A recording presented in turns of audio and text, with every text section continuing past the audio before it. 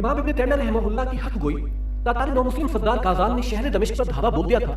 पूरे शहर में हरासानी की एक लहर दौड़ गई। हाकिम शहर मलिक नासिर ने राह फरार अख्तियार की और उसके पीछे उलमा, फुक़हा और तुजार वगैरह सब के सब दमिश्क छोड़कर मिस्र की तरफ भागने लगे।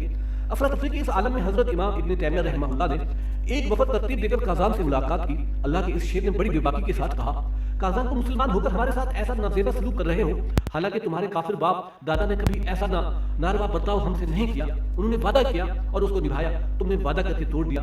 इमाम की गुफ्तगू इतनी तेज और जोशीली थी कि वो बार बार काज़ान के करीब हो जाते और उनके घुटने उसके घुटनों से टकरा जाते।